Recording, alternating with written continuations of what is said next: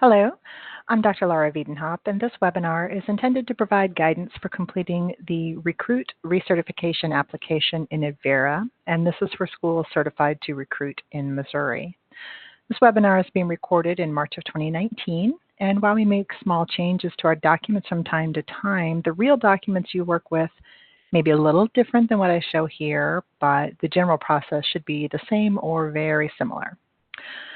This webinar also assumes that you are the correct person to complete the document and that you already have a username and password. If that is not the case, then please refer to the EdVera user manual on the MDHE website for instructions on how to obtain authorization and login credentials for EdVera. And you can find that by going to our website, which is dhe.mo.gov/PSC for proprietary school certification. And you can click on either one of these, New School Approval or Recertification of Certified Schools, because it will take you to the same page. And here is the user manual for certified schools and user manual for schools seeking initial cert. And this one, both of them will tell you how to get your user ID. Now, to start your Recruit Recertification application, we want you to log into the system and enter your password. If you had forgotten your password, then you can just click on that link for Forgot Your Password for assistance. So once you've logged in, you'll see the school's dashboard. And at the top are three tabs: Dashboard, Documents, and Approvals. For those of you who work with multiple campuses in EdVera, make sure that you are in the correct dashboard. Here is the name of the school that you're working with, and here is the DHE code. And you can go up here to this button on the upper right, Switch Institutions, and it'll show you the schools for which you have access. And you just, like I said, you just want to make sure you're working on the right school. So let's click on the Documents tab. On the right side of the screen, you will see this button, Start Documents. Click on that drop-down box. Recruit schools have three documents that they need to submit for recertification, and they are the application, income and expenses, and enrollments, completions, and employment. They all start with the word recruit. Don't use any of this one or these annuals. Do the recruit recert, recruit annual statement, recruit annual statement. Keep in mind, branch campuses, you will only need to complete the Recruit Recertification application and the Recruit Annual Statement of Enrollments, Completions, and Employment. As with recertifications in the past, all financial data for branch campuses should be added to the total of the main campus, and that is the location that will do the Recruit Annual Statement of Income and Expenses. So let's find and select the Recruit Recertification application. Again, make sure you're doing the Recruit version, otherwise this will be denied and you'll have to start all over again. Review the general attestations and click the checkbox to agree. These attestations will be kind of poked in and around throughout the Recert app. These are the exact same attestations that you made annually for recertification. I believe they were like items 1 through 36. You would initial each. So we have broken them up into the appropriate sections of the application. So click Agree and click Continue. If you look under the document title, you'll see 5 active tabs right now: Submission, Review, Comments, Status, and History. A 6th tab, Actions, will be active when the school has to do something to move the document to the next phase, and we'll talk a little bit more about that later. Now, the Submission tab, this is the one under which you'll do the actual work of verifying and entering data. The Review tab is where you can scroll through the complete document from start to finish without having to click from tab to tab or section to section. You can't do any data entry or change anything here. It's just a review. The Comments tab, this is the one that's going to get a lot of attention because this is where we will comment to the school of any findings that we find with the application, or if you need to upload or share some information with us that is not located in any of the other sections. Now let's look at the status tab. Right now it says unsubmitted. So just click on it and you'll see the flow chart that EdVera uses to move the document through the various states. Anything in green, unsubmitted, security deposit verification, pending recertification fee, those mean it is up to the school to take some action with the document. We can't do anything until you move it out of that state. Now the history tab is just what it says. It is the history of the life of the document. Nothing here yet because we haven't done anything. But once we submit this document, if we submit it today, that will show up here. And 5 years from now, we can still go to the history button and look up the date and time of when we submitted our very first Recruit Recertification application. So let's go back to the Submissions tab.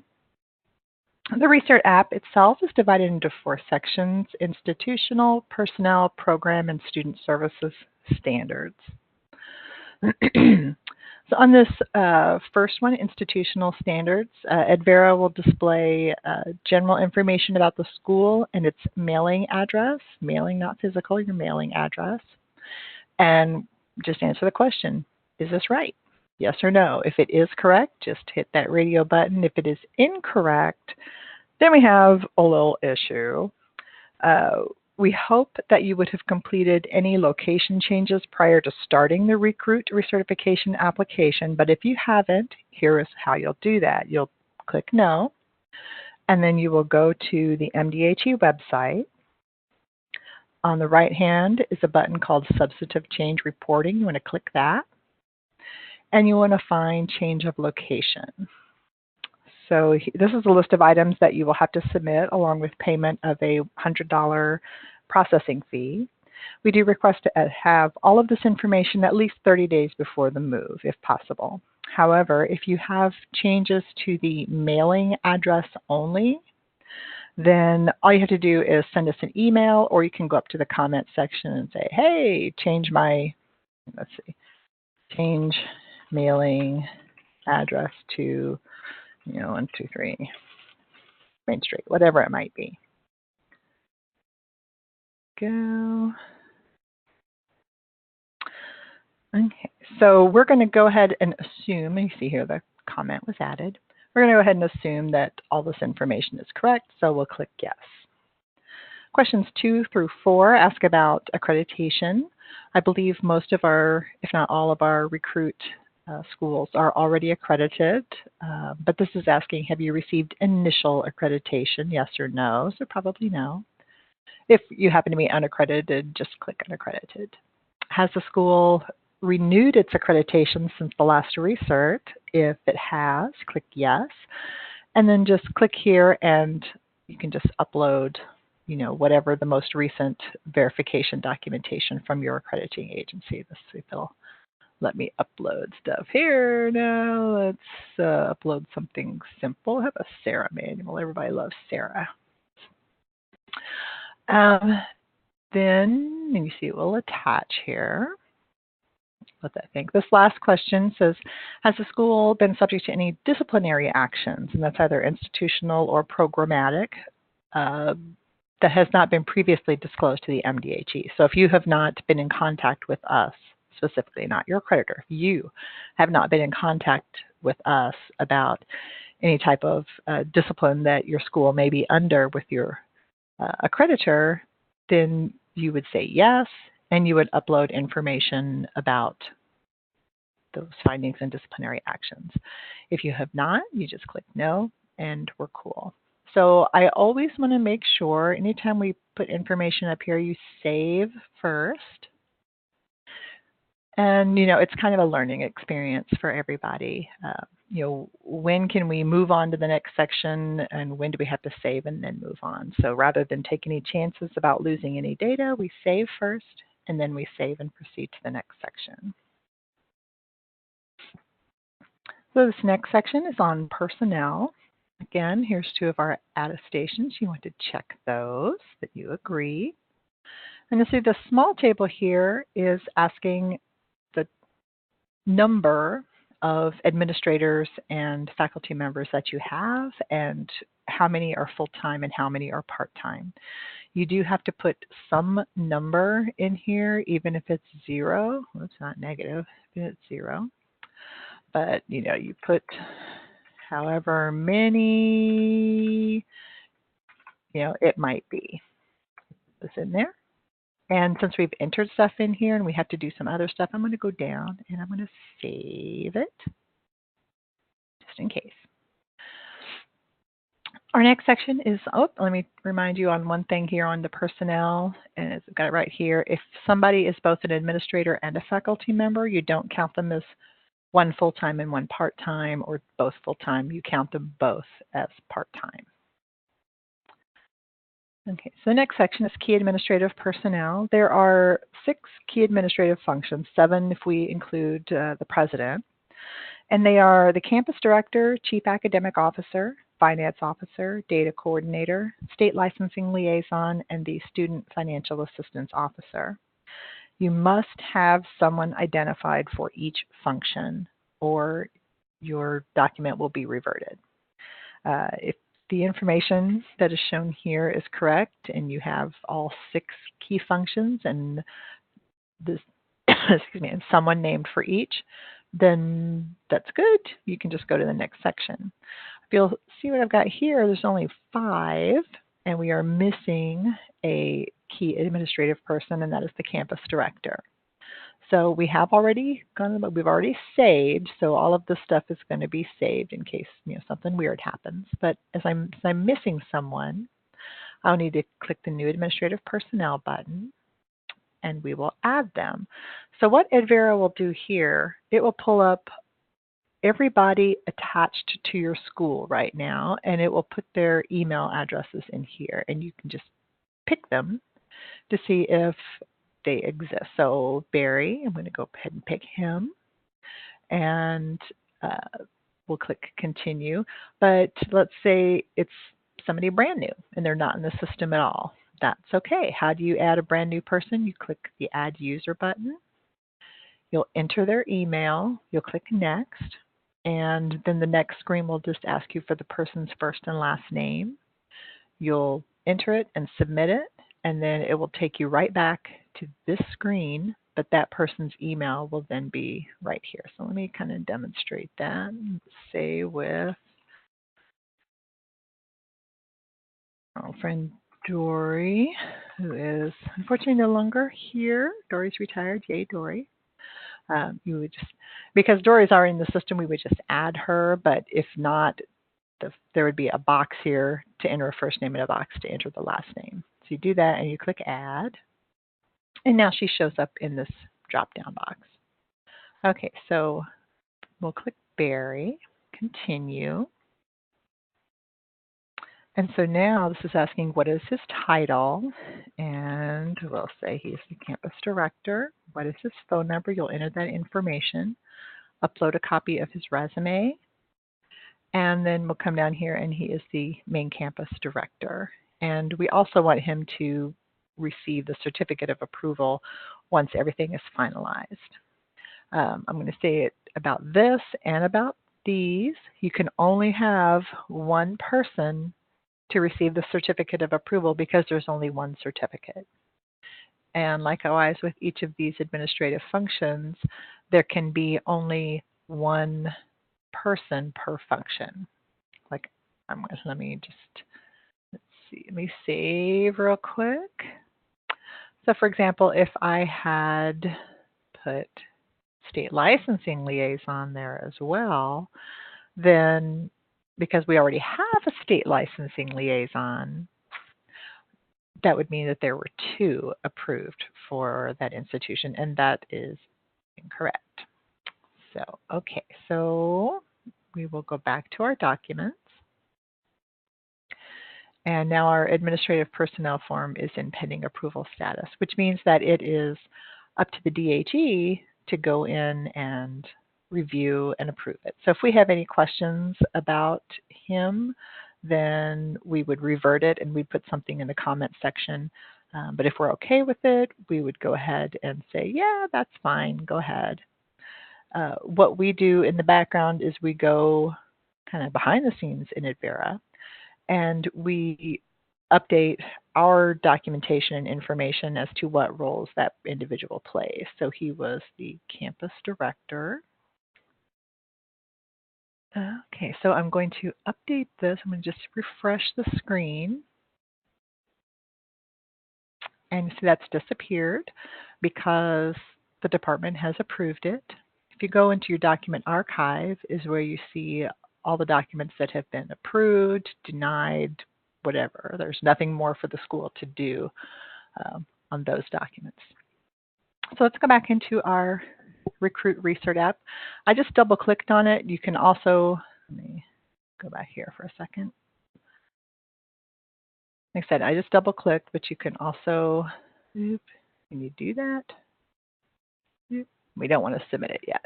So, but you can submit something from there if it's all done and you know it's all done. But here it isn't. So just double click to open. We go to personnel. So let's look. And there he has popped up now. So now we have all of our key administrators and all is right with the world there. Okay. Now if, for example, you had maybe 2 financial officers here, down here under administrators, to remove, you can just say, remove Dory as financial officer. Oops, offset. And you go down and click save. And this is a glitch I'm going to show you right here in the system right now. We've put this here, and that's great, but it's also showing up down under faculty. And so if you put somebody down here as faculty and save it, it'll save up here as well. So if Dory is the only change we need to make up here, leave it as is. Otherwise, you should probably go up into comments and just say what we did, remove Dory as financial officer, add your comment. And you see we've got 2 up there now. And we go back to personnel standards. So this is, it's switching us back and forth. That's why you always want to save at the bottom whenever you make any changes like this. Okay, so we're done with that. Where are we at? So in this next section is instructional faculty. Because accredited schools are not required to submit individual instructor information during research, you can skip it. Otherwise, if you want to add your instructors, that's cool too. Whatever you want to do on that is fine for accredited. Unaccredited institutions do have to list all of their instructors and complete new instructor forms. And as this is a webinar for the Recruit Recertification application, the DHE website does have, point these out real quick, EdVera Webshorts. And these are all little short videos. I think the longest is probably the Recert application. But most of these are like 5 or 10 minutes long. And it just gives you a little bit of information on how to complete those documents. Okay, so we're done with personnel standards. We're going to save and just get into the habit of doing that, because the one time you don't will be the time you lose data. All right, our next section is program standards. So we want to, again, click those attestations. And what we're asking you to do, EdVera has pulled out your program information, and you just need to look at it and verify that this information is correct. No more having to fill out the item 43 program inventories anymore. EdVera will do it for you. But before we do anything else, what do? We go to the bottom, we click Save. So if something is wrong, if there is a substantive change, which for us is usually something, a combination of curriculum, hours, weeks, that kind of stuff. If it's 20% or more of the total program, that's considered a substantive change, and so you would have to change it. Or maybe you've added a program that it is not reflected here. So you just answer this question: are all programs correct? Yes or no? If yes, just click yes. If no, click no. And here's where you have an opportunity to add a new program or complete a substantive change. Now I want to stress substantive change only here. If you have a change to tuition fees or books and supplies, money change, which most schools actually do during recertification. If you have this type of change, go ahead and click no. Don't do these because they are too involved for something that is simply changing the cost. What you'll do in that case is you'll go to our website. Okay, we'll start here. Go to your school section. And right here, you'll see a program inventory non-substantive change form. It is an Excel spreadsheet, and if you click on it and open it up, you'll see it is the program inventory form, the good old item 43. So you would fill out name, location, DHE code, and what information you need to change. So they're just changing tuition fees and books and supplies. So you will fill that out, save it, and then you will go back up here to your comments section, and you will add the file, and then you will just say cost change to one program, to all programs, whatever it might be. Just keep in mind, you do need to put some type of words in here if you attach something. Otherwise, it'll say, oh, you can't send a blank comment. So it's got words in there. We've attached our program change form. We just add that. And yeah, all of our comments are shown up in there. And what staff will do is when we are reviewing your app, we will note that you say no, save, and that there is a non-substantive change form in here, and then we will go ahead and make those changes. And one thing I want to let you guys know, and we will probably put it in a different place after Recert, is until we get the non-substantive change document completed in EdVera, we are working on it. Go ahead and use this whenever you just need to do a tuition and fee change, because some people may change it per quarter, per semester, rather than just annually during Recert, and you can submit that anytime. Okay, so we have done that. Everything's good. We've saved. Save and proceed to the next section, which is our student services.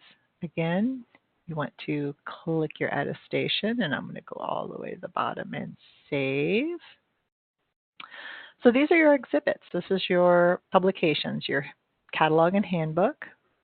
Here's the checklist of all the items that need to be in the catalog, handbook, whatever publications your school has. You will need to upload your catalog.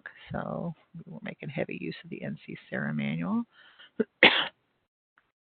And then in each of these boxes for page numbers, you would indicate where in your catalog, excuse me, that each information disclosure may be found. Some schools are breezing through this, and some schools are having trouble. We haven't figured out who, what, why, when, and where yet on that. So just do your best. Keep in mind that when we review these documents, we just read them, and we have our own little hard copy checklist that we go by. And if we can't find something ourselves, we go back to your checklist and we try to locate it. You're like, oh, that's on page 53. So, okay, let me look on page 53. Oh, there it is. And then if both systems fail and we still can't find it, then that would just be a finding for you to correct or address when we send you your review letter. So upload as many of those as you need. Like some have multiple publications and some just have one. Do not send me a web link. We want a PDF or a Word document of your publications, because this is going to be a frozen moment in time of your school's policies and programs. And that is something that we can refer back to and provide copies of to students after your school is no longer in operation, which we've had to do that quite often for closed schools. So Make sure you have that information in PDF or Word, please. I do have one school where all of their information is just on the website, and what he does every year is he takes screenshots of each of his web pages and he uploads all of the screenshots. So if that's what you have to do, that's what you have to do. So that's Exhibit 1. Exhibit 2 is your enrollment agreement, and this should be for a student who enrolled in one of your programs during calendar year 2018. We did our attestation. We're going to come down and save. If you have like a multi-page enrollment agreement, then it would be helpful to fill out these page numbers. If you just have like a 1 or 2 page enrollment agreement, don't worry about those. But just like you did for the publication, you would attach a copy of the enrollment agreement for an actual student. Exhibit 3, do your little attestation and save. And this is going to be your transcript, and you're going to upload a completed transcript of a student who graduated from your program during calendar year 2018. If for some reason you are unable to upload the information that we have requested, then you can send it to us in hard copy. We would prefer a jump drive. And because the point is we are trying to reduce paper here, and if you can't upload the information and you call us for help and we can't help you figure out how to get the information uploaded into EdVera, go ahead and send us a hard copy or a thumb drive, but hard copy should always be the last resort. Okay, so before we get to these last two, we're going to make sure we save everything. And now we're down to our 2 annual statements. Now, reminder again, the income and expenses, only the Chief Administrator in EdVera is going to be able to complete that. So if you're not the Chief Administrator, gosh, I don't even know if you'll see this button. You might see it and just might not even be able to open it or anything. So remember, Chief Administrator, Chief Administrator, Chief Administrator. As with, again, recertifications in the past, all branch campus finances should be rolled up and added to the total reported by the main campus. So only main campuses are going to complete this document. So let's click on the button for Recruit Annual Statement of Income and Expenses. Just reminded, you're doing a Recruit Annual Statement for Income and Expenses, and here's your school. Yes, that is what I want to do. Now, this document reports the school's income and expenses for the previous 12-month period, and it can be either a calendar year or a fiscal year, whichever your school always uses. Just keep in mind there should be no 2019s in here at all. It should either be, if you go by calendar year, it's going to be January 1st through December 31st. Or if you go by fiscal year and it's July through June, you will go July 1st. Whoops, sorry, it's June. I went July 1st. There we go. Through 2018, June 30th. So 12-month period in the past. It is a backward-facing document. Okay, so once you've got the start date in there, the start date and end date, the tuition and fee income, this should be for Missouri students only, and main and branch combined. And unlike previous recertifications, you do not submit the names and addresses of each Missouri student and how much specifically you charge tuition and fees for that particular student. It's all combined into one glorious number. And so we will enter the total income, first box, total tuition there, so total fees in the second box. There we go. EdVera will calculate your total tuition and fees. And if you look down here, it will also calculate your recertification fee and your security deposit. Don't freak out about this number just yet.